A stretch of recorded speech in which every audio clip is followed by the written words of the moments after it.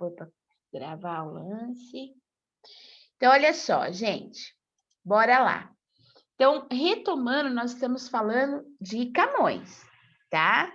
Camões, classicismo, época do Renascimento, e contei para vocês, então, que mesmo na poesia lírica, temas, né, como o amor, temas como o desconcerto do mundo, eram tratados de uma forma racional, numa linguagem clara, sem um envolvimento sentimentaloide ou sentimentalista, né? Sentimentaloide não, sentimentalista. E quando nós tomamos uma primeira leitura aqui, nós percebemos então que ele está falando sobre o amor. Nós percebemos então que há uma linguagem racional quando ele fala do amor, uma linguagem conceitual, na verdade, né? Então nós temos assim, vou ler de novo, tá? Luana, acho que eu consegui te colocar. Amor é fogo que arde sem se ver, é ferida que dói e não se sente.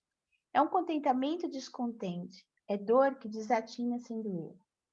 É um não querer mais que bem querer, é solitário andar por entre a gente. É nunca contentar-se de contente, é cuidar que se ganha em se perder. É querer estar preso por vontade, é servir a quem vence o vencedor, é ter com quem nos mata a lealdade. Mas como pode causar seu favor nos corações humanos amizade, se tão contrário a si é o mesmo amor? Então, eu cheguei a comentar com vocês a aula passada que ele vai fazendo uma definição do que é o amor, né? O amor é fogo, é ferida, é contentamento, é dor, é o não querer, é solitário. Então, esse tom de como se ele estivesse dando um conceito até irrefutável sobre o que é o amor, faz parte dessa linguagem do classicismo, né? Então ele não tem a subjetividade, por exemplo, o amor que eu sinto, como é o caso lá do soneto de Vinícius de Moraes, que eu citei para vocês na aula passada, né? De tudo ao meu amor serei atento. Então aí eu tenho a subjetividade. Um outro ponto importante que nós vimos aqui, veja, nós comentamos que ele fala, mas como que pode o amor, né, os humanos, os seres humanos, se afinarem, quererem esse amor, se o amor é tão contrário a si mesmo? Para ele definir que esse amor é contrário a ele mesmo, ele o fez através dos versos e ele usou uma figura de linguagem muito comum, e ele usou muito sabiamente aqui, que nós chamamos de paradoxo. O que é um paradoxo, na verdade? O paradoxo é a aproximação de ideias incompatíveis. É quando eu quero estabelecer um conceito, eu quero passar, eu quero expressar alguma coisa, e eu faço eu quero expressar essa ambiguidade, eu quero expressar a, a, a contrariedade de um sentimento, né? Justamente aproximando o que é incompatível, como se eu quisesse intensificar. Então, eu uso o paradoxo. Como que eu sei onde estão os paradoxos aqui? Fogo que arde sem se ver. O amor é um fogo que arde e não se vê. Então, eu estou vendo, eu sei que o fogo está ali, mas eu não vejo. É uma ferida que dói, mas eu não sinto. Como que pode doer e eu não sentir? Como que eu posso estar contente e descontente? Como que eu ando solitário em meio à multidão? Isso aqui ainda é comum, né? Então, ele joga com isso, como eu falei para vocês, é, fazendo um belíssimo jogo, aliás, de paradoxos. Para nós vermos também os sonetos, aqui importante, eles têm um esquema de rima diferenciado. Então, olha só, o amor, vamos fazer igual nós fizemos lá nos Lusíadas, o amor é fogo que arde sem se ver, eu tenho ver, vamos chamar de A. É ferida que dói e não se sente, ó. O sente e o ver não tem nada a ver, vou chamar de B. É um contentamento descontente. Sente descontente, B. Ver e doer, A. Ó que legal. A, B, B, A. Aí eu tenho, é um não querer mais que bem querer. Já, ó, ver, querer, vamos lá. A. Gente sente contente, B. Sente descontente, gente contente, B. Tá vendo? Eu tô repetindo, ó. Ver, perder, querer, todo mundo em ir. Então, aqui eu tenho A. Então, olha que legal. Os sonetos, eu tenho essas rimas fixas. A, B, B, A, B, B, A. Então, também são rimas fixas nos quartetos. E olha o que vai acontecer nos tercetos. É querer estar preso por vontade. Esse ad aqui, ó, não rimou com ninguém. Então, eu vou chamar da outra letra para ele. Vencedor não rimou com ninguém, da outra letra. Vontade, lealdade, aqui, ó, né? Ad, tá bom. Então, ok. Agora vamos lá. Favor, mas como causa pode ser o favor, ó? Vencedor, favor. Rolou, né? Vamos repetir aqui? D. Vontade, lealdade, amizade. Rolou? Rolou. C. Ops. C. Vencedor, favor, amor. D. Então, esse esquema de rima também é fixo nos sonetos, tá? Então, eu tenho assim, olha, nos sonetos, nesse soneto, eu tenho o tom conceitual do amor, eu tenho o uso dos paradoxos nas ideias incompatíveis, né? E eu tenho um esquema de rima. Como eu não pus aqui, vou colocar aqui para vocês. Como é que é o esquema de rima nesse soneto? Então, nos quartetos, nos dois quartetos, eu tenho assim.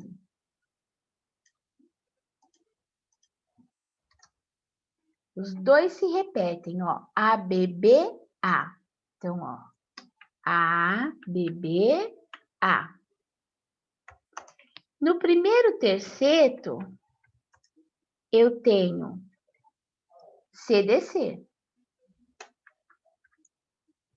E no segundo terceto, eu tenho D, C, D. Isso aqui, para vocês reconhecerem um soneto, isso é fixo num soneto, tá? Então, os sonetos do classicismo são versos decassílabos. Um soneto, para ser soneto, tem que ter 2 quartetos e 2 tercetos. E o esquema de rima deles é sempre assim, tá? Então, A, B, B, A, B, B, A. Tá bom. Agora, essas rimas, nós temos uma outra observação para fazermos. O esquema de rima, eu posso caracterizar as rimas quanto à posição, quanto à sonoridade, quanto à constituição. Então, vamos dar uma olhada aqui o que acontece. Olha, eu deixei aqui para vocês, aqui embaixo. O esquema de rimas trata-se da sequência de rimas presentes no poema.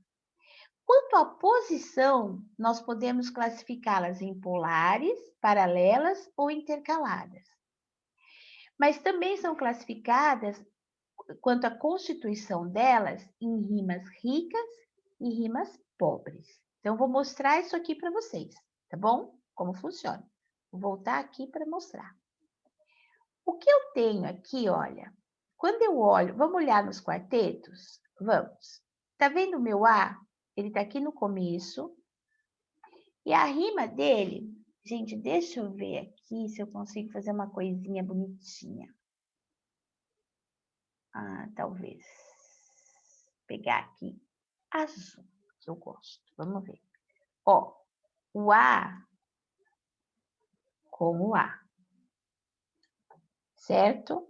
Tá vendo que ele tá no começo do verso, da estrofe, e no fim da estrofe, certo? Aí eu tenho aqui de novo, ó, o A com A.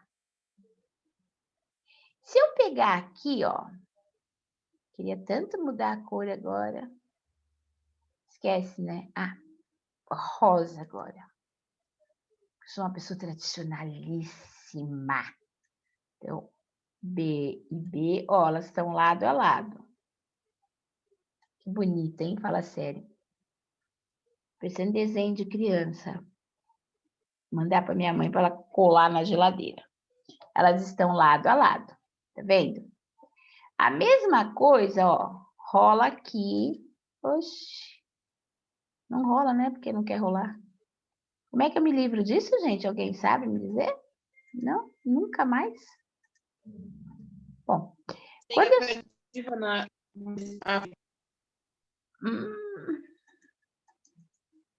Não quer sair nunca mais, gente, daqui. Tudo bem. Então, quando eu tenho... Só que agora ele não deixa eu rolar o texto para baixo. Ai, meu Deus. Que beleza. Aperta de novo na canetinha para você tirar ela. Ah, na canetinha? E onde está a canetinha? Que agora eu perdi a canetinha. Tá do lado do azul aqui? Eu acho que é aí, não é? Não sei, acho que eu nunca mais vou conseguir. Mouse, eu quero mouse. Ai, voltou. Senhor, estava aqui do lado. Obrigada, gente. Então, que bom. Agora, olha só, fica assim. Deixa eu só voltar para cá. A mesma coisa acontece aqui, ó. Tá? Vou apagar tudo isso aqui. Só fiz caca. Então, o que acontece? Nós vamos ter assim. Quando eu tenho esse A, vamos aqui pelo que eu sei fazer mesmo. Vamos à forma tradicional, pelo menos vocês conseguem ter aula. E aqui, eu tenho nas extremas. Então, essa rima, quanto à posição, ela pode ser polares. A. Por quê? Porque, olha, elas estão no começo e no fim. Começo e fim. Quando eu venho aqui na B, nos quartetos, eles estão lado a lado. Então, se eles estão lado a lado, eles são intercaladas. Desculpem, errei. Pensei numa coisa e falei outra. Paralelas. B, B. Quando eu chego aqui, olha, eu tenho C, D, C. E depois eu tenho D, C, D. Eu tenho um sim, um não, um sim, um não, um sim, um não. Então, as rimas dos tercetos, quando eu tenho intercaladas. Só que a gente olha sempre por estrofe, tá? Quando eu tenho C, D, C, eu só tenho essas 3 rimas, tá vendo? Então, e lá no segundo, terceiro, eu tenho D, C, D. Então, na verdade, ó, quando eu olho assim, C, D, C, D, C, D, aqui elas são intercaladas. Então, quanto à posição, elas podem ser, quando elas estão lado a lado, paralelas, quando elas estão numa extremidade a outra, na estrofe, elas são polares, né?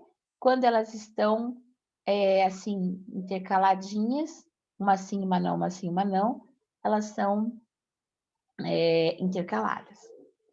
Quanto à posição.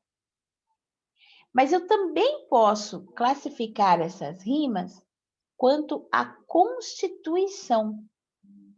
Então, aqui vou colocar assim para vocês. Esquema de rimas.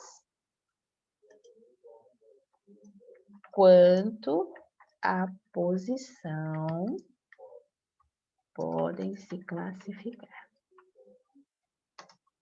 Então, elas se classificam assim. Mas eu também posso classificá-las quanto à Constituição. Quanto à Constituição, se elas são, na verdade, essa Constituição está ligado à palavra, ao tipo de palavra. Quando eu falo que eu tenho as rimas ricas, é porque elas são formadas por palavras de classes gramaticais diferentes. E quando eu falo que elas são rimas pobres, são aquelas formadas por palavras de classes gramaticais iguais ou formada por palavras de mesma classe gramatical. Então, vamos ver como funciona isso aqui no soneto. Isso é importante por dois motivos. Bom, primeiro porque nós estamos vendo soneto, esse tipo de conceito pode cair em qualquer interpretação de texto no vestibular. E nós vamos ver também, nós vamos estudar na próxima aula, inclusive, barrocos, sonetos de Gregório de Matos. Então, toda essa constituição aqui faz parte do estudo de sonetos, tá? Na verdade, eu ia só citar para vocês, mas eu acho importante mostrar. Então, vamos lá. Todo mundo entendeu a paralela e a intercalada? Sim, acho que ajuda também na hora fazer o desenho, né?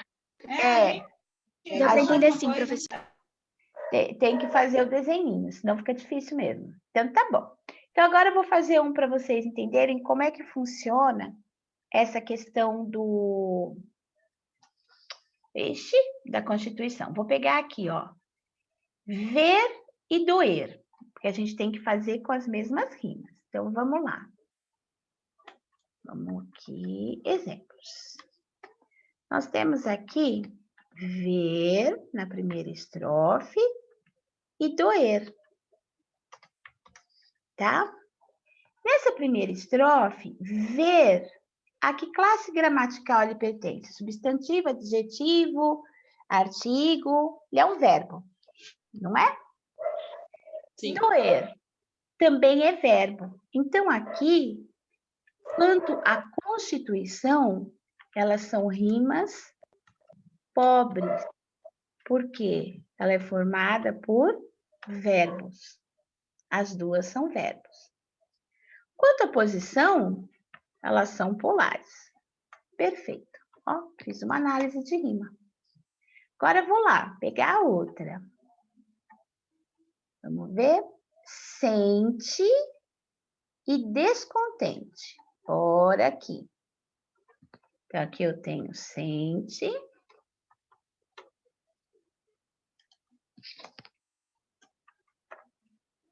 E descontente.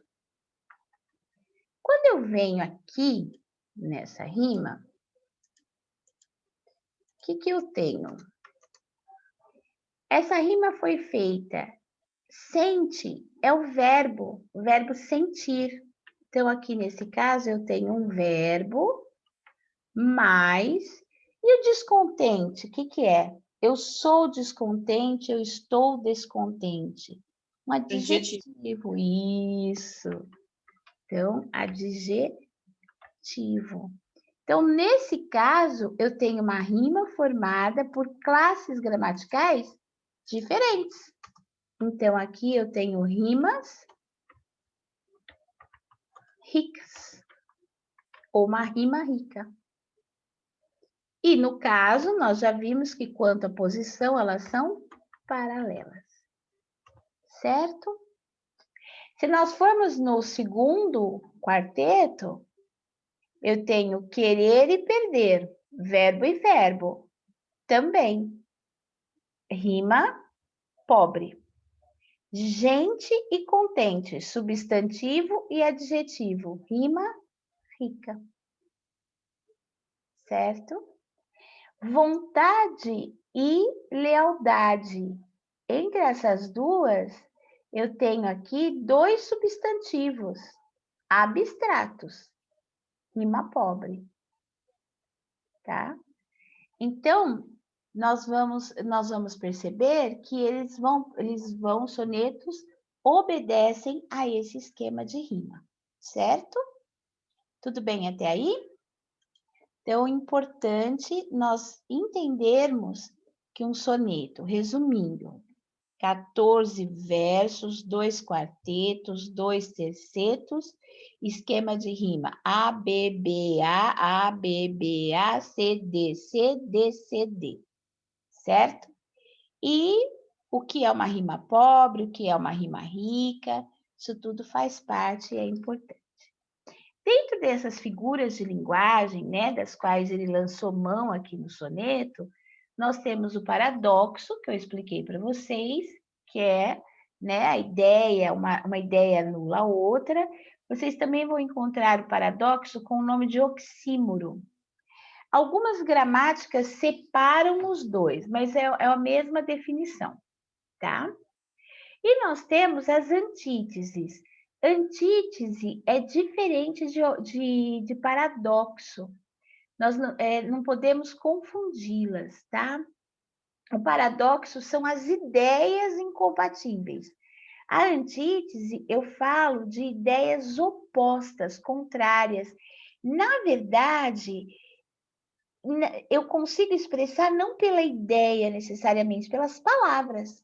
Elas são diretamente opostas. Então, quando eu falo frio e quente, longo e curto, vida, morte, claro e escuro, essa ambiguidade, essa oposição direta, eu tenho a antítese, tá? Então, a diferença, no primeiro momento, é bem sutil, mas ela existe. Até porque o paradoxo, ele joga com a ideia, ele constrói a ideia. E a antítese, ela trabalha o texto, a estrutura, né? A construção. Então, ela usa as palavras diretamente opostas. Até aqui, tudo bem? Tá indo? Super. Beleza, bora lá então. Aqui eu peguei um outro soneto para vocês, né? Sempre existe. Lembra que eu falei que nós comentamos, né? Que nos gêneros, que dentro de um período nós classificamos sempre o que acontece no geral, né? Na maioria das obras e dos autores, a tendência da grande maioria. Isso não significa que em algum momento não pode existir um desvio. Esse soneto aqui, olha, de Camões, é muito lindo. Ele fez para a mulher que ele amou, né? E que ela morreu, e que vocês vão ver que o tom já não é tão objetivo, ou seja, existe aqui um joguinho com a primeira pessoa, tá? Então, olha lá. Alma minha gentil que te partistes, tão cedo dessa vida descontente, repousa lá no céu eternamente, e viva eu cá na terra sempre triste. Se lá no assento etéreo onde subiste, memória desta vida se consente, não te esqueças daquele amor ardente que já nos olhos meus tão puro viste. E se vires que pode merecer-te alguma coisa a dor que me ficou, da mágoa sem remédio de perder-te, roga a Deus que teus anos encurtou, que com cedo de cá me leve a ver-te, com cedo dos meus olhos te levou. Então, é bonito esse soneto, né?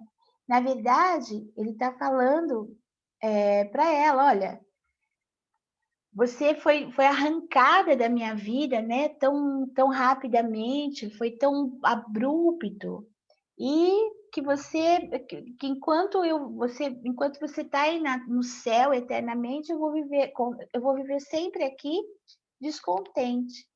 E se aí onde você estiver, no mundo que você viver, nesse mundo, né, de Deus, se você puder pedir alguma coisa para Ele, então peça para que eu seja levado daqui, para que eu possa viver aí com você, né?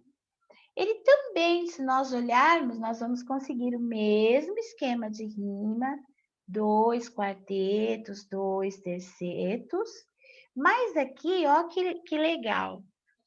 Alma minha, você é minha alma minha que te partiste. Esse que te partiste é que partiu. Isso aqui, esse te partiste, é uma coisa de efeito, tá?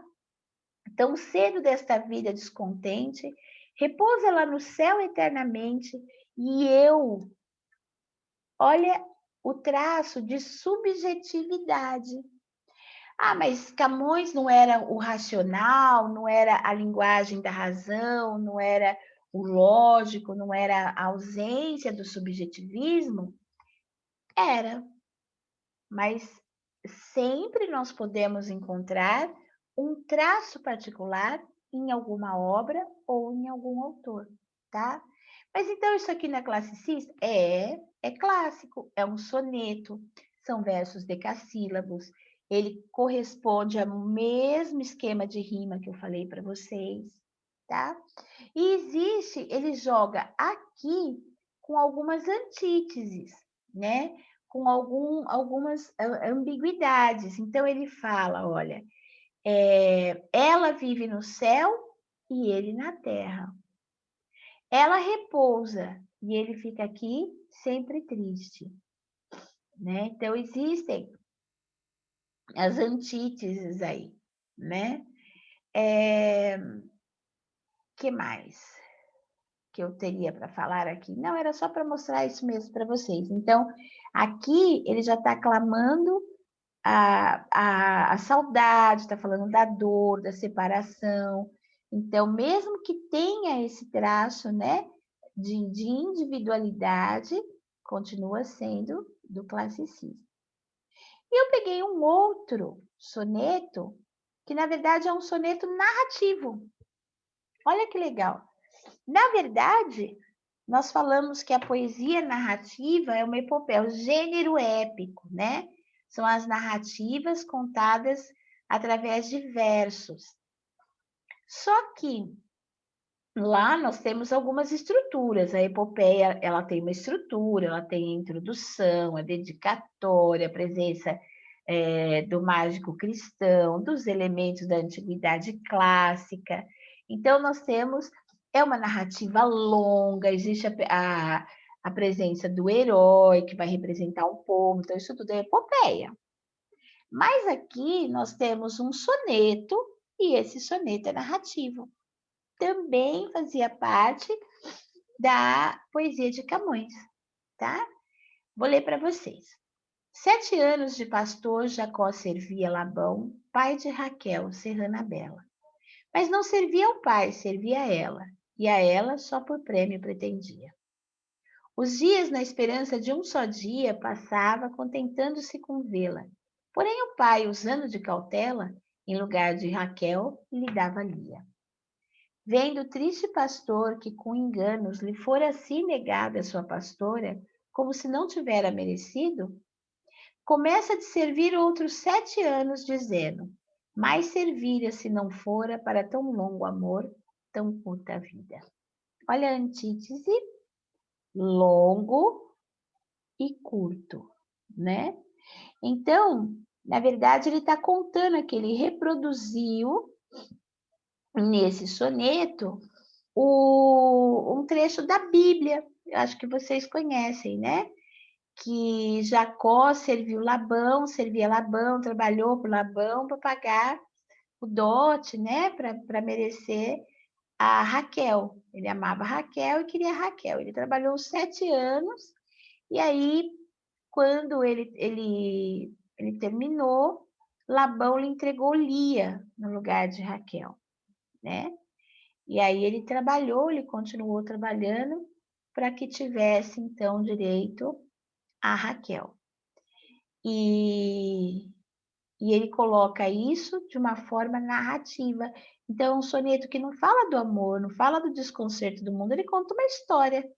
Ele fala de um trecho da Bíblia e ele conta através dos versos, sonetos. Se nós pegarmos, nós vamos encontrar o mesmo esquema de rima que nós vimos nos outros sonetos, certo?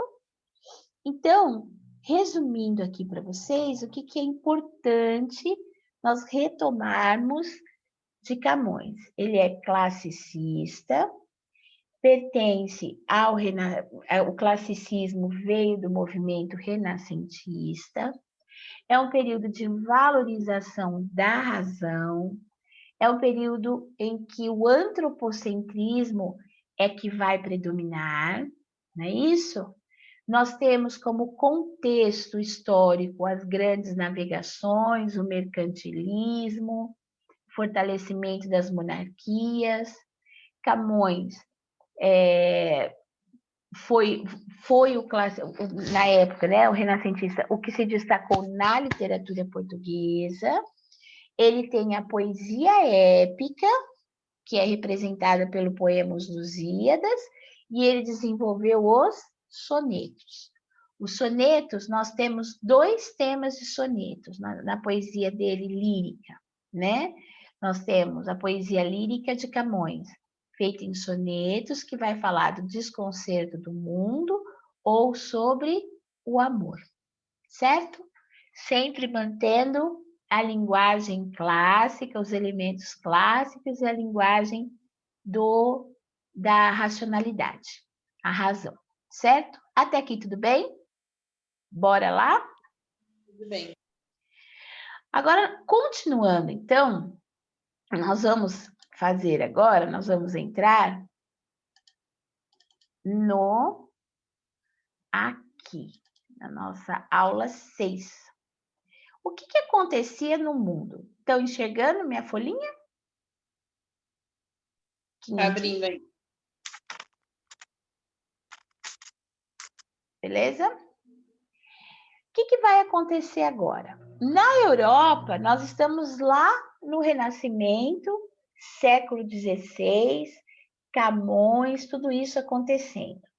Do outro lado de Gotham City, do outro lado do mundo, a história é bem diferente, né? Então, se lá o mundo vivia a renascença, né, e baseados no conhecimento, nas novas descobertas, se lançaram ao mar para chegar às novas terras, o que aconteceu? Nós estamos aqui nas novas terras. Então, enquanto a Europa vivia o renascimento, né, nós estávamos aqui. Então, o Brasil ia viver, nós estávamos na época do período colonial, e nós vamos viver um quinhentismo de uma maneira bem diferente, certo? O que acontece? E vocês estão vendo essa folha aqui, gente? Deu para mudar? Consegui mudar a aula? Não, para mim não tá aparecendo, não. Tá aparecendo quem, gente? Meu Deus. Tá aparecendo uma lista de várias pastas. Literatura 5, 6, Ah, não 9. apareceu a minha folhinha, não? Ah, desculpa, gente. Então, peraí. Eu pensei que desse para fazer direto, mas acho que não dá. Deixa eu voltar aqui. Desculpem, vamos lá.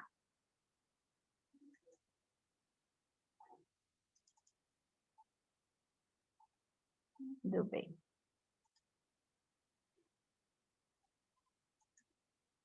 É porque ela não está aberta no meu... Agora tá? Não, né? Sim. Quinhentismo, aula 6. Ah, tá. Isso aqui. Agora veio. Ok, então tá bom. Então, nós entramos no quinhentismo. Lembrando vocês que nós falamos quinhentismo, 1500, 1530, 1520, 1515, mas na verdade quinhentismo é século XVI. Quando nós falamos em quinhentismo aqui no Brasil, nós estamos vivendo a época da colonização. Então, quando o primeiro contato dos europeus com os indígenas, né, com o povo nativo aqui. Então, vai ser conhecida de quinhentismo. Essa literatura produzida nessa época do Brasil colônia, ela é conhecida como quinhentismo ou literatura de informação. Ou ainda, literatura epistolar. Por que literatura epistolar? Porque foi uma literatura formada através de cartas, de documentos, de registros que eram feitos para a metrópole. Então, epistolar. Para nós entendermos, né, o porquê, a importância desse período, ele vai ser um registro, na verdade, vai ser um período que traz um registro da época do Brasil colônia, da nossa colonização. Mas quando nós chegamos aqui, né, e para nós entendermos essa literatura, é importante nós entendermos esse contexto histórico. O que nós tínhamos aqui como contexto histórico? Primeiro, contato do homem europeu com os índios, com os nativos, com os povos que viviam aqui no Brasil. O povo europeu, nós sabemos disso, saíram, né? Eles saíram pelo mundo em busca de terras. Eles não tinham intenção nenhuma, pelo menos os portugueses, né? E acredito que os espanhóis também. Num primeiro momento, a intenção era explorar essa terra, conquistar a terra, tirar da terra a matéria-prima, as riquezas, para transformar em bens de consumo na Europa. Então, aqui no Brasil colônia, nós vamos nos dar, na verdade, nós vamos nos deparar com momentos de uma desconsideração a qualquer cultura que não seja a cultura branca, né, a cultura europeia. Nós vamos também um choque religioso. Então, em nome de Cristo, em nome do cristianismo, eles também vão tentar impor uma religião, né? Mais uma vez desconsiderando o povo que vivia. Uma escravidão, tentativa de escravizar os índios, e a introdução da escravidão negra. Então, é um contexto histórico, né, esse do Brasil colônia, onde vieram esses jesuítas, bastante pesado. Embora isso, nas escolas, seja ensinado, assim, muito